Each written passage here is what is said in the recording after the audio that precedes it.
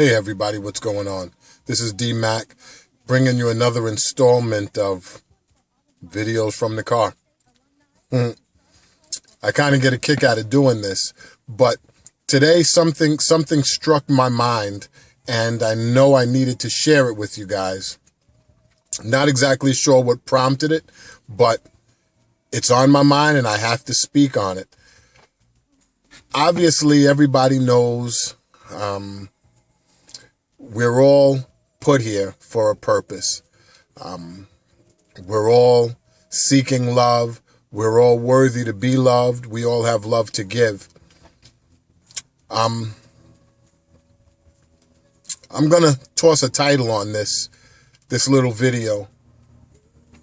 Now, mind you, this is coming right off the cuff, so this is not prepared.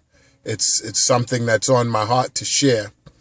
The title that I'm going to throw on this is, what are you being hunted for? What are you being hunted for? Now, of course, with a title like that, you're wondering, what the heck is D.Mack talking about? Basically, what I'm talking about is relationships, but relationships from a different perspective. Traditionally, or at least back in the old days, even back in my time, you know, the 80s, the late 70s, early 80s, into the mid 80s, and then it sort of changed. But back in those years, a young man would pursue a young lady. We would identify the girl that we liked, and we would pursue her. We would do our best to get her attention, and eventually, you know, hopefully get her to go out on a date with us. A date was a pretty simple thing back then. Maybe to go and get some pizza, or to go to a movie, or maybe bowling. Something pretty simple. Our intention as a young man, we used to call it going, you know, the bases. It was likened to baseball. And, you know, you made it to first base, second base, third base, home run. And obviously a home run was sex. The bases were various levels of, you know, petting, whether that was kissing, you know, and then if it was tongue kissing, what we used to call French kissing. Third base would have been, you know, some sort of touching body parts, whether with your hand, your mouth, or whatever. And then obviously home run would be having coital contact, intercourse, sex. As a young man, or as young men, our desire when we saw a girl that we liked, and I'm going to be blunt, so if you're not prepared to hear blunt words, you should stop the video right now. If you have young children watching, you should stop them right now. But as a young man, our mission was to fuck that girl. And pretty much when we saw her and decided that we liked her, our mission was to fuck her. Have sex with her. You know, have relations, have intercourse. And we had a whole lot of other names that we called it, but ultimately, it was to fuck. So, now that you know what our intention was, it never changes. For a man, it never changes.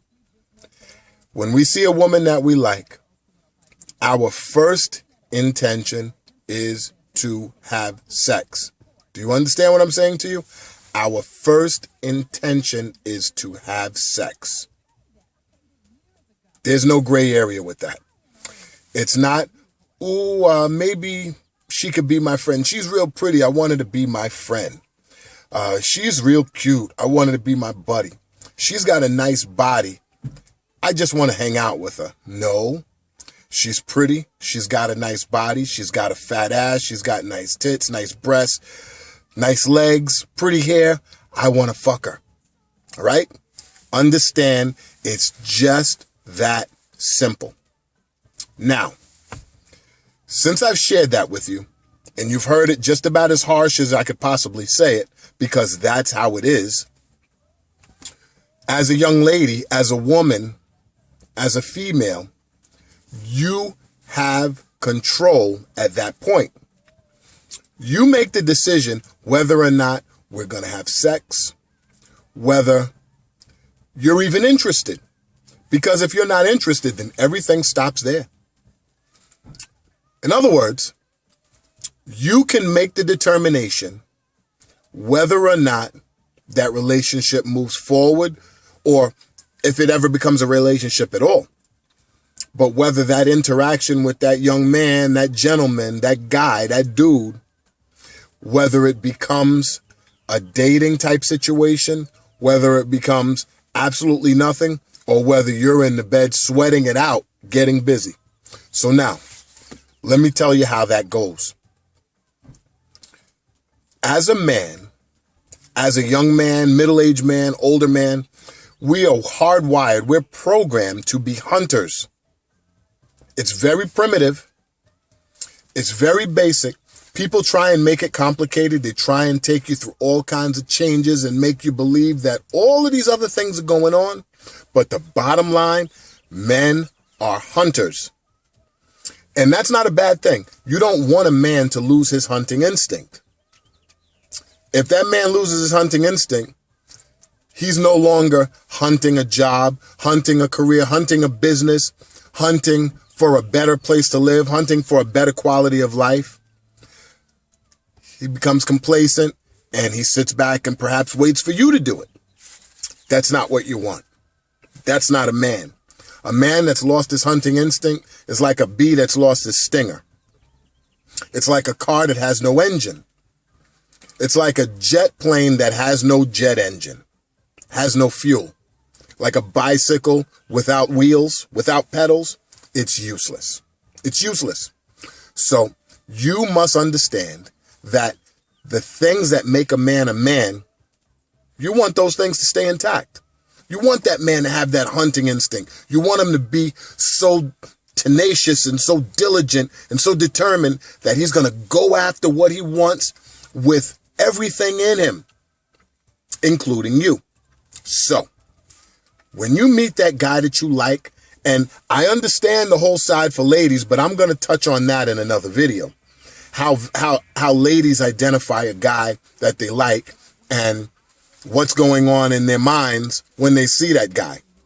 Because the truth of the matter is, it's just about equally primitive as it is for men. But the second, third, fourth, fifth steps on down the line are different. As a young lady, you want to be pursued by a man. You don't want to just give in at the first move that he makes, the first strike, if you will. The first time that he launches out to try and get you, you just give in. And before you know it, that night you're somewhere in a hotel or in your bedroom or in his bedroom or in the back of the car getting busy. You don't want that.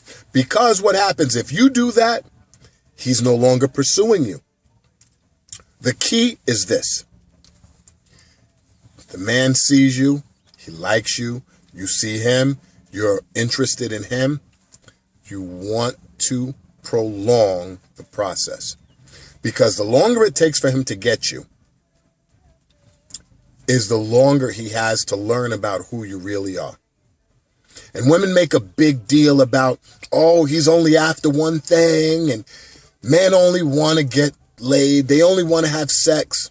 Damn right, they want to have sex. But men also want relationships. Men want to procreate. Men want to have somebody that they can love and that they can rely on and that they can count on. They want somebody loyal. They want somebody beautiful. They want somebody that they can bring their mother to. They want to have a good mother for their children. Don't get it twisted. Men are not the animals, the wild wildebeest that we're made out to be. Not by a long shot. But you have to go by the book. You have to, if there were a book, I should say, But you have to follow the steps. You have to make sense of this thing. You have to prolong the process, because the longer it takes for him to get you, the longer he's going to pursue you. The longer he pursues you, the longer and more intense his pursuit will become. The more work he puts into that pursuit, the more valuable you become to him. The more valuable you become to him, the more loyal he'll be. You understand that? Do not give it up immediately. Because once you give it up, there's no more pursuit. Then you just become an object. In other words, you become objectified.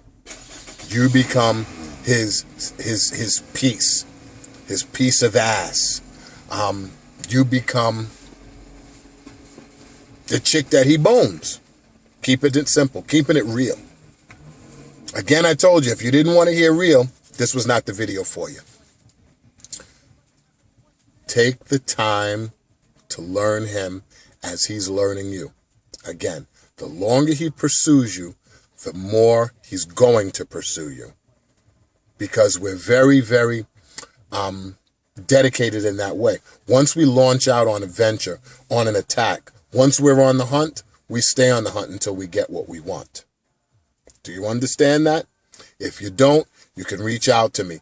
My email is Macknificent.TV. That's Macknificent TV @yahoo.com. Or you can simply inbox me on my Facebook page. Hope this was helpful for you. I'm not going to apologize for the harsh language, because that's just how it is. Talk to you soon. My website, magnificentwords.com. The book, Magnificent Words to Live By, is available on Amazon, amazon.com. And then you go and enter the search, Magnificent Words to Live By. And there you have it. Thanks a lot for listening.